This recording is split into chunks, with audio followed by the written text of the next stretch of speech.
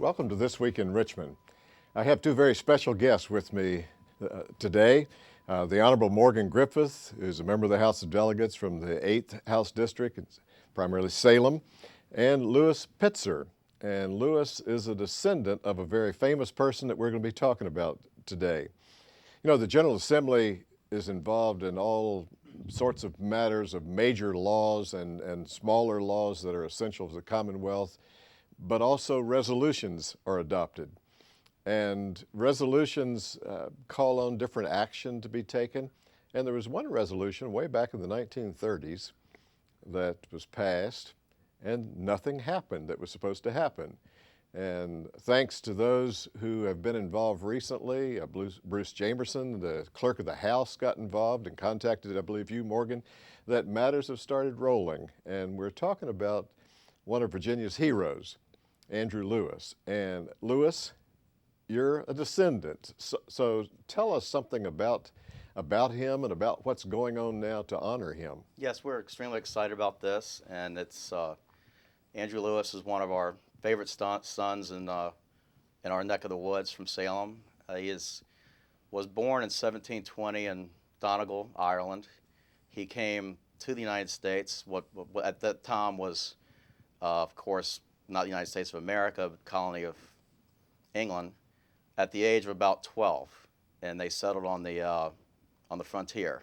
So he's, again, a product of the frontier movement, Right.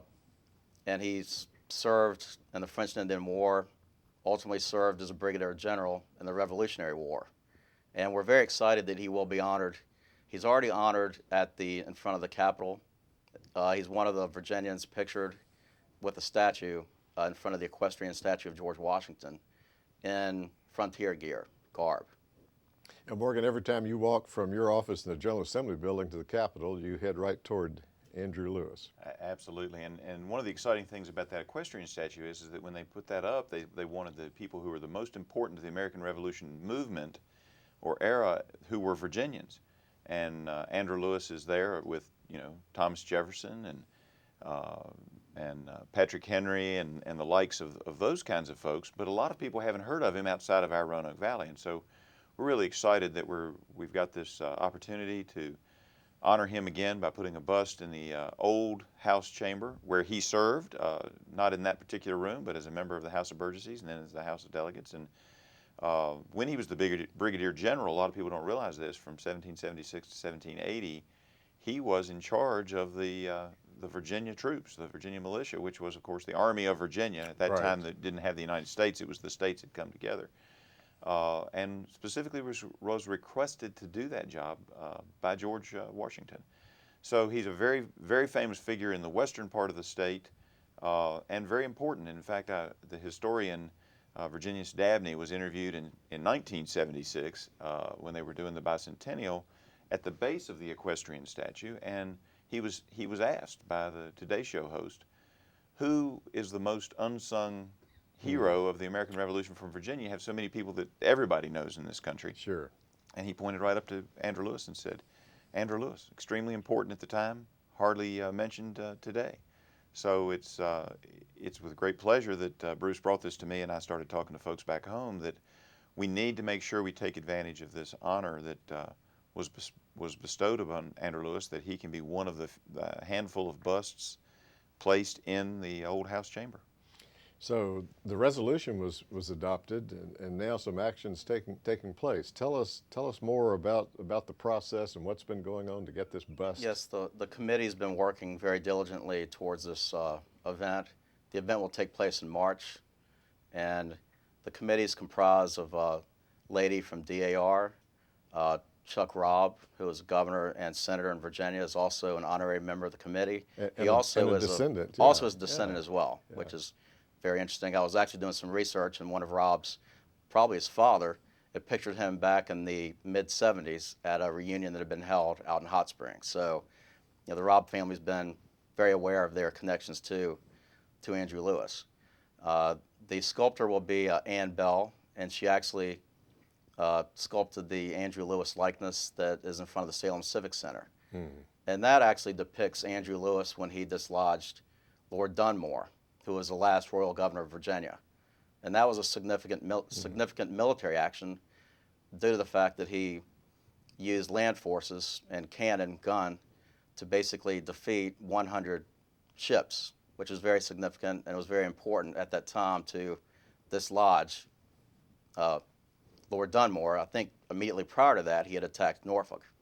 So Andrew Lewis was significant not only in his protecting the western frontier of Virginia, which he's most closely associated with, where Morgan and I live now, but he also helped protect the eastern side of the state as well, as the revolution came on.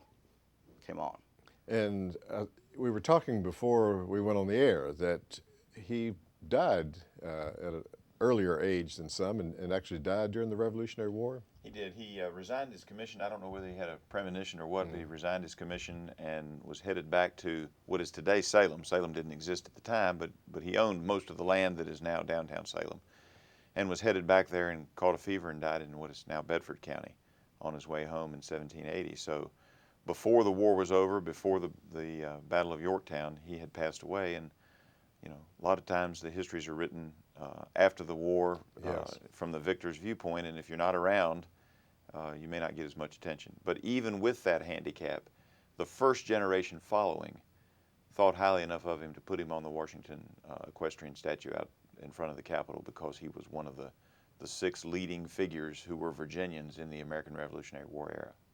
One of the very important events prior to the Revolution, and some argue that this could be clustered in with Battles of the Revolution, was the Battle of Point Pleasant, in which he led approximately 1,100 Virginia frontiersmen, militiamen, to Point Pleasant, West Virginia. And interestingly, he was fighting on 9,000 acres of land that he had been granted for his service in the French and Indian War. So they went up there, and it was significant because it was led by Chief Cornstalk. And it was Shawnee, and I believe perhaps some Mingo. And what was very interesting about that is, had they not won that battle, it would have not freed up the western frontier. Again, the British could have very easily had allies with those western Indians and caused quite a bit of problems for us.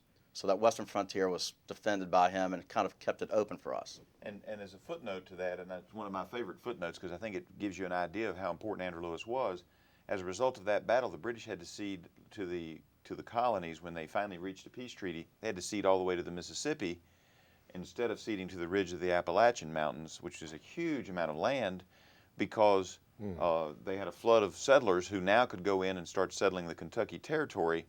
And a little known fact is that the man in charge at the Battle of Point Pleasant of bringing up the supplies, and not an unimportant job, but bringing up the supplies at that battle, and he arrived 2 days after the battle because supplies always are delayed, was a man named Daniel Boone. And so Boone served under Andrew Lewis at the Battle of Point Pleasant, and that battle, clearly, all historians agree, opened up the western territory to the Mississippi, and then the British had to cede all the way to the Mississippi to us instead of just to the Appalachians. One of the things as I study his life that's impressive is the planning and logistics that must have had taken place. They took 500 horses up to Point Pleasant, 400 heads of cattle. And again, if anybody's ever camped or even driven up through that part of the West Virginia, it's very rugged terrain. So again, this took quite a bit of courage and skill as a frontiersman and a military leader, but as with most military operations, the logistics are incredibly important, making sure the provisions are correct. And Andrew Lewis was expert at those kind of things. He did that. He also built forts along the frontier in the 1750s, 1760s to help protect the western part of the state from Indian attacks. And you're a descendant, and obviously Correct. very, very knowledgeable. How long have you been interested in your ancestor, your great-grandfather, four or five times removed? I actually wrote a paper about Andrew Lewis when I was a senior in high school. And I've traveled quite a bit. I used to have an office in Dublin, Ohio, so frequently I would take the opportunity to drive up there rather than fly and stop and visit the point and get a perspective of what went on there. It's interesting because my uncle's name was Charles Lewis Pitzer, and my grandfather's Charles Lewis Pitzer, and Andrew Lewis's brother, Charles Lewis, was one of the commanders, and he was one of the first officers and men killed in the battle. And he was Andrew's younger brother. He was actually born here in the United States, so he was quite a bit younger than Andrew. and was purported to have had he lived, a very significant career in Virginia history and most likely in American history. So he's been recognized back in Salem, school named after him, and you say at the Civic Center, and other descendants of his that you know of who are in the area. So I'm sure that this is a very exciting time as you're preparing for the big celebration next spring. And the event itself, so that I can touch on that a bit, we're very excited. We're going to have the Roanoke Symphony are going to have a group come up and perform during and around the ceremony. The Sons of the Revolution, which a couple of the officers with the organization based here out of Richmond are going to provide a flag corps for us with flags from that period. So we're very, very excited about it. There will be a reception following the ceremony as well. So it should be a very significant, very fun event for us. Excellent. Now Morgan, you at times have been known to portray Andrew Lewis. Is that correct? That is true, and Dr. Fisher, who's been very big in the history of Andrew Lewis and has commissioned the work at the Civic Center and is a big mover behind getting the bust made for this celebration, had a uniform made to replicate when he was the Brigadier General. Mm-hmm. And I have portrayed Andrew Lewis on a couple of occasions in that uniform, including New Year's Eve, 1999, as we were crossing into the new millennium. And so it's been an honor to do that. And truly, this is a great hero from the past and somebody who really everybody in Virginia ought to have some awareness of. And I think that's a big part of what the folks are doing with the celebration is that they're making sure that a new generation understands that the Western frontier was important and that people from the Western frontier affected the history of the entire state because Dunmore was a bad actor. If you look at the things he was doing and you line it up with the Declaration of Independence, you'll see, a number of the things that Jefferson laid out were Dunmore's acts. And shortly before that declaration was issued, Lewis chased him out of Virginia. I don't believe there was a love lost between Dunmore and Lewis after the battle because Dunmore was also leading a wing of the Army, and they didn't meet up with them until after the battle. So they actually marched probably 60 to 90 miles into what is now Ohio, and only at that point did they meet with Dunmore and Connolly. So history could have been a bit different, but luckily Lewis and his troops were able to hold off the attack with the Indians and win that battle on their own. But again, they were reduced in troops by Dunmore not getting there, correct? That is correct, and the historians believe that while we've never found the smoking gun, that Lewis and his frontiersmen were set up by Dunmore, recognizing, this was 1774, recognizing that there might be a problem holding the West, and that Dunmore set them up in hopes that the Indians would win that particular battle. And they fought very courageously. They were great warriors, great soldiers. But as a result of that, the 60th Congress recognized the Battle of Point Pleasant as the first engagement of the American Revolution because there was a belief that the British troops that were supposed to be there didn't come because Dunmore held them back. Really do appreciate the two of you getting this to our attention this early before the event. And for the folks who are interested in knowing more about Andrew Lewis, they need to stay tuned to see what's happening, and then we look forward to that celebration in March. So thank you very much for being on This Week in Richmond. Thank you. Thank you.